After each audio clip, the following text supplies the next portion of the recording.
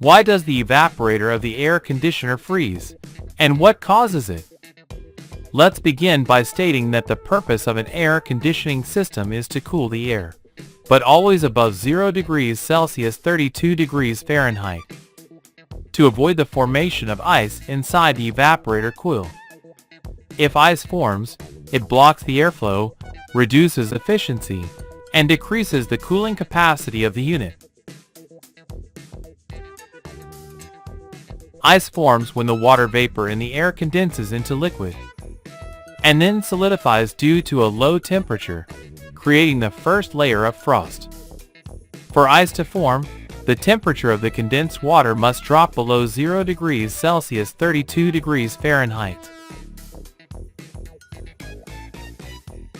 Let's remember that under normal conditions, the refrigerant enters the evaporator coil in liquid state, with a temperature of around 5 degrees Celsius 41 degrees Fahrenheit.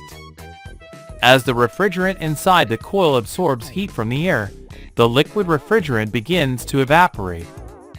This vapor, as it forms inside the coil, helps maintain a nearly constant pressure, keeping the refrigerant at about 5 degrees Celsius 41 degrees Fahrenheit, preventing it from dropping below 0 degrees Celsius 32 degrees Fahrenheit, the temperature at which the moisture in the air could freeze.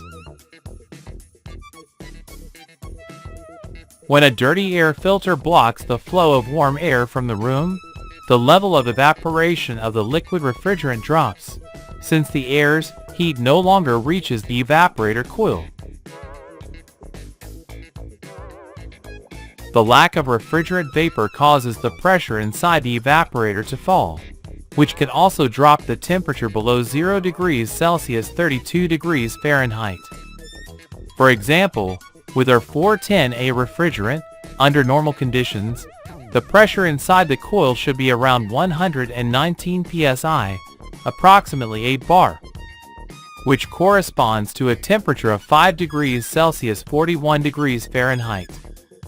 However, when this pressure drops to around 110 psi, the coil gets even colder, allowing the temperature to fall below 0 degrees Celsius 32 degrees Fahrenheit, beginning to freeze the moisture in the air.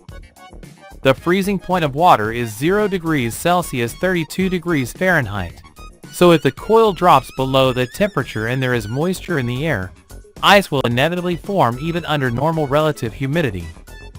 That's why the main preventive measure against this failure is to regularly clean the air filter of the indoor unit. Another possible cause of ice formation is a small refrigerant leak. This happens because a low refrigerant level reduces the pressure in the evaporator, which also lowers the evaporation temperature, causing the moisture in the air to reach 0 degrees Celsius and freeze. If you suspect a refrigerant leak in your unit, check for oil stains on pipes, fittings, and service valves, and test for bubbles at these points using soap and water.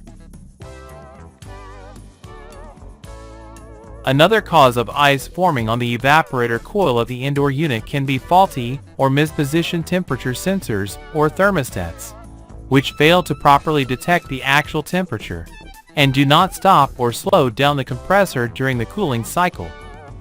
This happens because too much liquid refrigerant enters the evaporator coil, and the heat from the air is not enough to generate the required vapor to maintain the proper pressure, which would otherwise prevent ice from forming.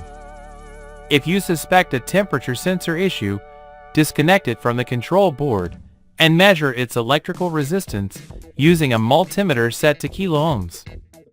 The measured value should match the manual specification. The reading must never be 0 or infinite, and it should increase when the sensor is rubbed by hand.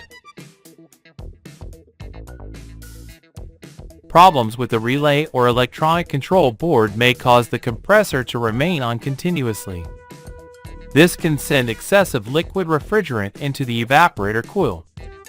Since there's not enough air heat to evaporate the refrigerant, less vapor is produced, lowering the pressure and thus the temperature, which leads to ice formation. Issues with the indoor fan.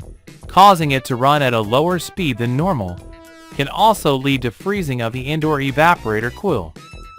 Since less air is being drawn in, there's not enough heat to evaporate all the liquid refrigerant, causing the pressure and temperature inside the coil to drop, reaching the freezing point of the moisture in the air. If the fan uses a capacitor, try replacing it with a new one.